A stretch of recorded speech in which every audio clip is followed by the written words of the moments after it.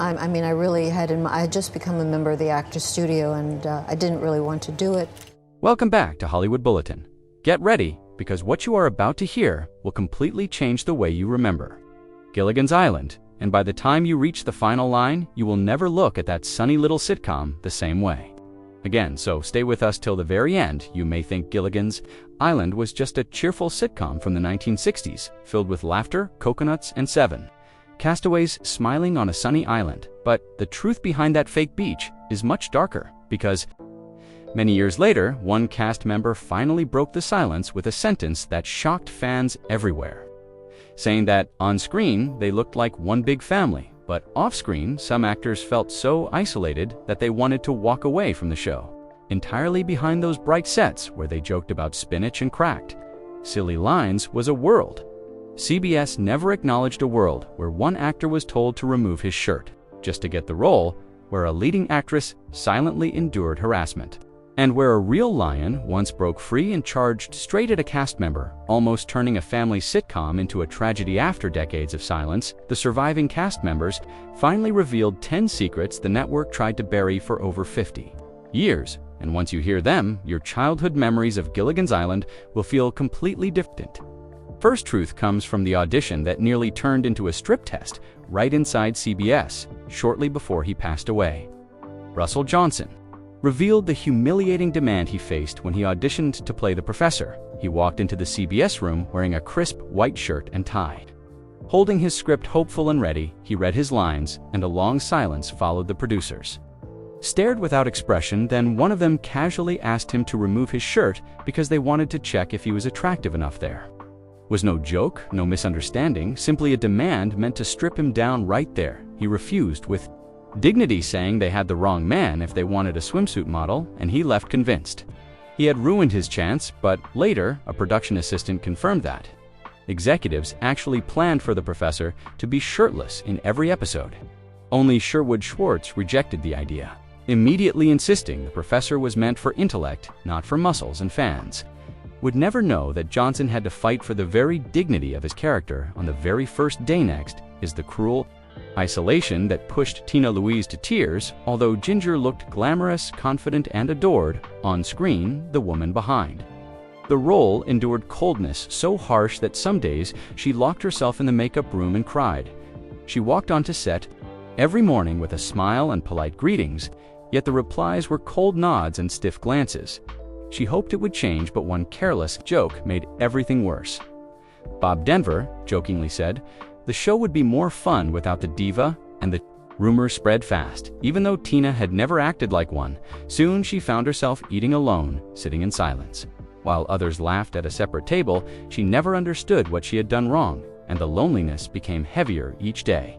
She came from Broadway, where discipline was normal, but that seriousness was twisted into the label diva, and she became the outsider on the very show she helped make iconic. Then comes the drowning scene that was canceled forever after Bob Denver nearly died in real water. The script called for a light-hearted moment where Gilligan falls into an artificial lagoon and gets tangled in a net. But when Denver hit the water, his costume absorbed weight like cement, dragging him down while the net tightened around him. People on shore thought he was acting until dawn. Wells realized something was wrong and screamed for them to stop the take, but the director assumed she was acting. To the only person who moved was a cameraman who threw his equipment and jumped into the water, pulling Denver up seconds before disaster. Once they saved him, Schwartz ordered all footage destroyed and banned the scene forever, and no one talked about it again. Another terrifying hidden truth was the break. Inside Ginger's dressing room, Tina Louise returned after a scene to find her dress ripped to pieces, her lipstick shattered and smeared across her mirror, and a piece of lingerie that was not hers placed exactly where she kept her clothes. She rushed to security, only to be told there was no record of anyone entering, meaning the intruder either bypassed the system or knew how to avoid it. She changed her locks and demanded escorts at night, but CBS silenced the incident because they feared scandal, and no culprit was ever found. One of the most chilling secrets was the escaped lion that nearly killed Dawn Wells during a scene where she simply had to stand beside the cage. The chain slipped, the lion lunged at her, and in the frozen silence only Bob Denver reacted. yelling and striking the animal long enough for the trainer to pull it back.